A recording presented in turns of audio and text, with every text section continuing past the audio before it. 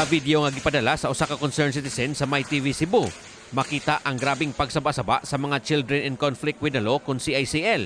Niadtong miaging semana sulod sa Operation Second Chance Center, makita usab ang pipila kanila nga namato sa mga bintana ug bungbong sa naasoyng pasilidad.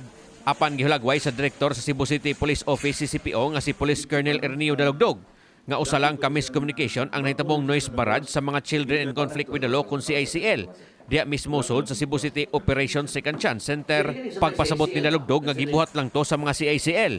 Gumikan kinagtuo sila nga suspinsohon ang pagbisita sa ilang mga mahal sa kinabuhi nunot sa pagsibat sa pipila nila ka mga kauban.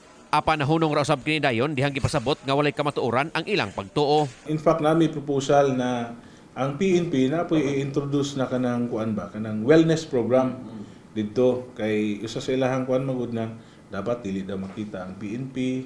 Pero bag kanang samanta sa kuan ba murag bad ang kuan sa kuan noon, which is dapat ang gwapo na nami i-introduce na kanang wellness program.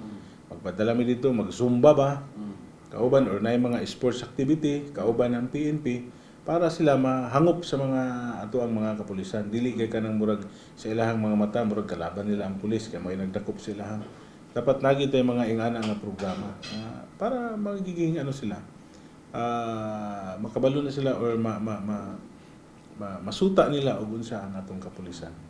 Pero ang mga CICL dito sila, wala din nga ni Alma, nga naanata ang murag bidag na itong presensya dito. Wala sila. Ang ilang gi-almahan lang katulaging kuan, dili na i-allow ang ilahang mga loved ones. Sa pagkakaroon, nagpadayon ang pagpangita sa mga sakop sa CCPO sa tulo ka mga CICL nga malampuso ng kasibat sa pasilidad ni adtong Miyerkules sa miaging semana.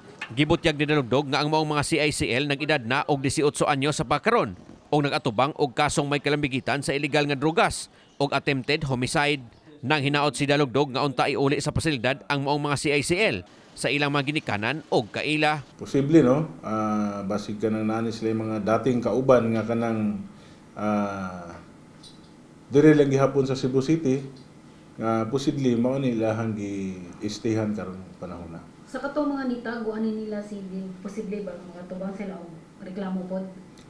Kung atong mapamatud-an, posible na sila kanang tulubagon sa balaod. Okay. Samtang gibutyag ni Dalugdog nga maabot na sa 8 ka mga personnel sa CCPO og laing 8 sa Bureau of Jail Management and Penology kun BJMP ang mutabang og bantay sa Operation Second Chance. Kini aron kalikayan ang insidente sa pagsibat na usab sa laing mga CICL sa naasoyng pasilidad. Nasayran nga ang tanan usab nga mga staff sa Operation Second Chance ang gipang-ilisa na sa kagamhanan sa Dakbayan sa Sugbo. Nang hinaot si Dalugdog nga mapaspasan na niya ang pag-instalar og laing steel gate sa center aron di na masayon ang plano pang pagsibat sa mga CICL sa umaabot. Lakip sa paspasan pag-instalar sa pasilidad mo ang dugang CCTV ug ang alarm system nga maghatag og kalisod na unya sa mga CICL nga makaplano sa ilang pagsibat. Kay katumagong pagtakas nila sa una ug ikaduha, nagtago ra sila sa kilid. So walay kamera nga nagmonitor, mao nang makuan. Mao nang magkaroon gyud sila ng tsansa ba nga i-rush up nila to pag abreg yun, i-timing nila sa kining steel gate pag balik kay karon man to paglabay basura. Pagbalik nila gi-timing nila na kanang kuan, gi-timing nila nga kanang pasuluday na tong duha ka minor. So big rush up din nila tong kuan in charge dito sa gate nga mga kuan, mga staff sa ano. Kini si Greggy Magdadaro alang sa MyTV Cebu.